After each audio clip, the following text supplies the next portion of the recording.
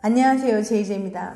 오늘은 이별을 부르는 4가지 행동에 대해서 말씀드려 볼게요. 구독과 좋아요, 알람 설정까지 해주실 거죠? 그럼 바로 시작할게요.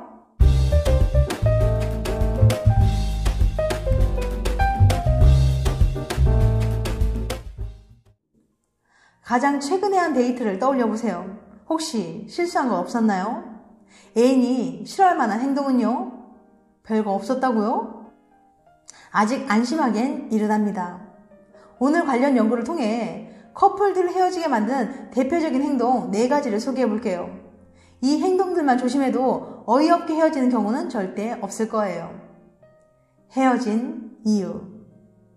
루이빌 대학의 심리학 연구팀은 연인들이 주로 어떤 이유로 헤어지는지 궁금했습니다.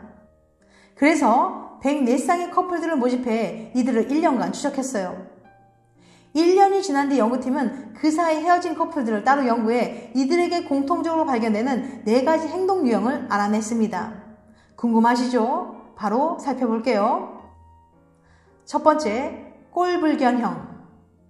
머리 안 감고 꼬질꼬질하다거나 밥 먹을 때 쩝쩝거리기, 욕실 쓰고 뒷정리 안 하기 등등. 딱 질색이라고요? 맞아요. 뭔가 더럽고 꼴불견인 행동들이죠. 되게 사소한 것 같지만 이런 모습이 쌓이고 쌓여 내 매력을 엄청나게 반감시킨다는 사실 잊지 마세요. 실제로 헤어진 커플들 사이에서 가장 많이 발생하는 게 바로 이런 행동들이었습니다. 남자들이 특히 잘 저질렀고 동시에 여자들이 제일 질색했죠. 두 번째, 노배려형. 약속 시간에 맨날 늦기, 자기 얘기만 계속하기, 애정과 관심을 과하게 요구하기. 넌 네 생각만 해? 이렇게 말해주고 싶죠? 연애는 같이 하는 건데 상대가 자기에게 양보하고 배려해주기만 바라는 거예요. 여자분들 특히 조심하세요. 여자가 가장 많이 했던 행동들이거든요. 이게 계속되면 아무리 사랑하는 사이여도 애인이 금방 지쳐버릴지 몰라요.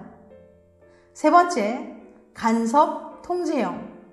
툭하면 트집 잡기, 뭣도 아니면서 충고하기, 질투나서 소유하려 하기. 아주 가까운 연인 사이에도 자기만의 영역은 보호되어야 해요. 하지만 그걸 무시하고 사사건건 간섭하고 통제하려고 한다면 특히 남자가 여기에 민감합니다. 연구에서도 많은 남자들이 이 행동을 참기 어려웠다고 답했어요. 네 번째, 고삐 풀린 망아지형. 툭하면 꽐라대기, 무단 결근, 딴 사람에게 집적거리기. 애인으로서는 물론이거니와 성숙한 인격체로서 갖춰야 할 최소한의 규칙들이 있습니다. 이 행동은 그것들을 쉽게 어기는 것을 말해요. 워낙 강도가 센 거라 일단 발생하기만 하면 이별에 결정적인 영향을 줬죠. 나는 정말 잘하고 있을까? 난 애인에게 진짜 잘해 하고 자신하고 있었나요?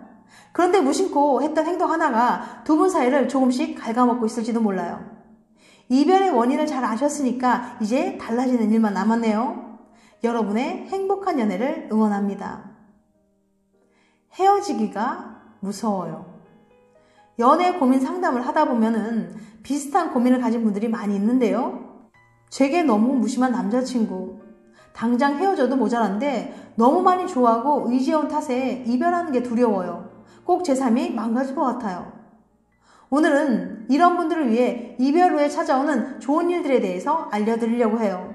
이 영상을 보고 여러분들이 꼭 용기 낼 수 있길 바랍니다.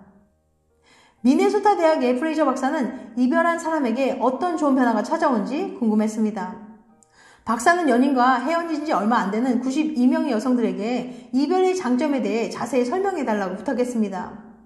사람들이 가장 많이 언급한 장점들은 크게 6가지였어요. 첫 번째, 인간관계에 대한 깨달음을 얻었어요. 사람들은 이별을 통해 많은 것을 깨닫게 됩니다. 타인과 현명한 관계를 맺는 법도 그 중에 하나예요. 난 그동안 너무 소극적이었어. 애인과 겪었던 수많은 갈등을 통해서 이제는 이런 방식으로 사람을 대하면 안 되겠구나 하고 알게 되고 인간관계에 좀 더 능숙한 사람이 될 수 있어요. 두 번째, 감정적으로 자유로워졌어요. 사람들은 고통스러운 연애를 하는 동안엔 늘 자신의 감정을 억누르게 돼요. 기분 나쁜 일이 있어도 더 싸우기 싫어서 참거나 슬프거나 힘든 일이 있어도 그 모습에 지친다는 남자친구가 신경 쓰여 울지도 못하죠. 하지만 이별을 하고 나면 더 이상 감정을 숨길 필요가 없어요. 슬플 땐 마음껏 울 수도 있고 기분 나쁜 일엔 화를 낼 수도 있죠. 세 번째, 자기 관리를 할 수 있게 되었어요. 이별을 겪기 전까지 사람들은 엄청난 스트레스에 시달리죠. 운동은커녕 사소한 몸 관리조차 못할 만큼요.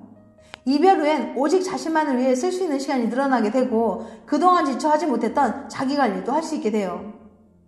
네 번째, 삶의 목표를 되찾았어요. 이별을 하기 전까지 살면은 아무래도 연애가 가장 큰 비중을 차지하는 일이었어요.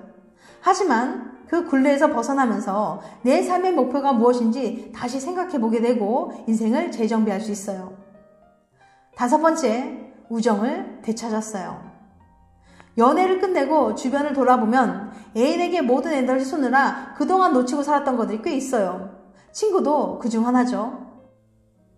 연애하는 동안 잘 만나지 못했던 친구들과 다시 가까워지게 되면서 내 주변에 소중한 사람들이 많다는 걸 깨닫고 더 만족스러운 삶을 살게 돼요. 여섯 번째, 더 좋은 사람을 만날 수 있게 되었어요. 이별한 사람들은 비로소 내가 무엇을 원하는 사람인지 확실히 알게 되었다고 해요.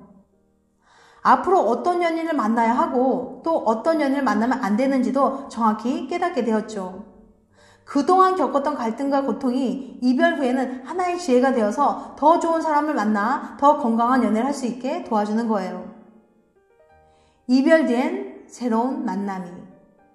이별이 너무나 힘들 것 같아 도저히 헤어지지 못하는 당신. 무책임하게 헤어지고 나면 금방 다 괜찮아져 라고 말하지는 않을게요. 이별은 분명 아프고 아주 힘들 거예요. 하지만 고통스러운 일 말고도 이렇게 많은 좋은 변화들이 있다는 걸 꼭 알려드리고 싶었어요.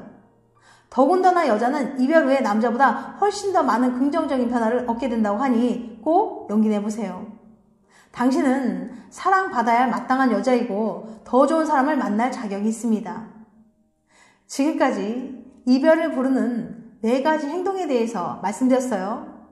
다시 한번 요약해드리면 첫 번째, 꼴불견형. 두 번째, 노배려형. 세 번째, 간접 통제형. 네 번째, 고삐 풀린 망아지형. 다음엔 더 재밌고 유익한 영상을 찾아뵐게요. 끝까지 시청해주셔서 감사합니다. 다음에 또 봬요. 안녕.